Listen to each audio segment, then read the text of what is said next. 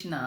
आप लोग जानना चाहेंगे कि हम सब कौन हैं, तो उसके लिए यहाँ पर मैं बताना चाहती हूँ कि भगवत गीता के अध्याय 15 में श्लोक नंबर 7 में भगवान ने स्वयं बताया है कि जो समस्त जीव हैं वो कौन हैं। तो यहाँ पर श्लोक के द्वारा बताया गया है कि ममे वांशो जीव लोके जीव भूता सनातना मना षष्ठाणी इंद्रियाणी प्रकृति स्थानी कर्षति।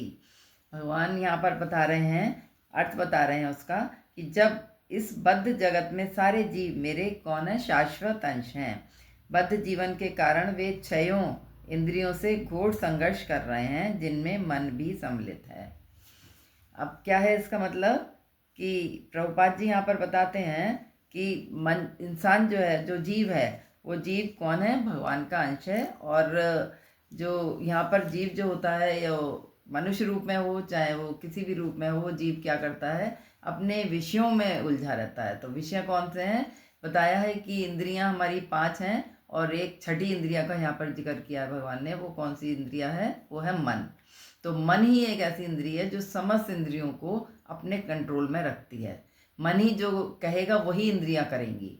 तो इस तरह से यहाँ मन को उन्होंने सबसे महत्वपूर्ण इंद्रिय बताया है, जिसके की कारण जीव जो है भौतिक जगत में यहाँ पर बद्ध रहता है और भगवान के स्वरूप को नहीं जान पाता, और उनके अंश होते हुए भी वो उनसे विमुख रहता है। तो यहाँ प्रभुपाद जी बता रहे हैं यहाँ पर कि ममे वांशो शब्द जो है वो महत्वपूर्ण है। ममे वांश शब्द अत्यंत सार्थक है, जिसका अर्थ है भगवान के अंश।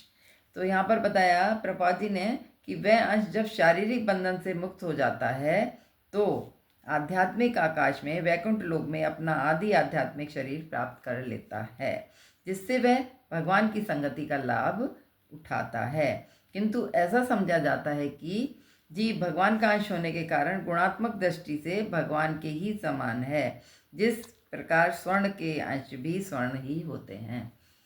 तो यहाँ पर क्या मतलब समझ में आया, प्रभात जी यहाँ पर बता रहे हैं कि जिस प्रकार से एक सोने का टुकड़ा होता है, वो सोने के टुकड़े को अगर हम उसका पीस कर दें, 2 कर दें, तो दोनों में ही सोना तो है ना। वो ये तो नहीं है कि एक सोना हो गया एक चांदी हो गया, वो सोना सोना ही रहता है।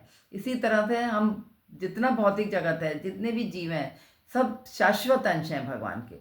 वो सब भगवान के ही स्वरूप हैं, भगवान के ही द्वारा जो है उनकी रचना की गई है। तो यहाँ पर बताया है कि जो भगवान के अंश हैं, गुणात्मक दृष्टि से माने कि भगवान के ही गुण हमारे अंदर हैं। जो भगवान के अंदर गुण है वही सब गुण जीव के अंदर हैं। तो क्या करना है कि अगर जीव अपनी इन सब इंद्रियों को वश में करके, मन को कंट्रोल करके अगर भगवान की भक्ति करेगा, तो क्या है, भगवान के शाश्वत अंत होने के कारण हम अपनी शरणागति से, अपनी भक्ति से हम भगवान के धाम जा सकते हैं। और भगवान जो कि सनातन है, दिव्य हैं, तो हम उन्हीं के जैसे, उन्हीं को हम प्राप्त कर लेंगे, क्योंकि हम उन्हीं के अंश हैं। तो अंततः हमें उन्हीं में ही जाना है, उन्हीं के पास जाना है। तो क्या हुआ, ये सनातन अंश है, वो शाश्वत अंश है। शाश्वत का मतलब होता है सदैव रहने वाला, सनातन। तो इस तरह से बताया है कि हम कौन हैं, हम भगवान के शाश्वत अंश हैं। हरे कृष्णा कृष्णा कृष्णा हरे हरे, हरे राम राम राम हरे हरे।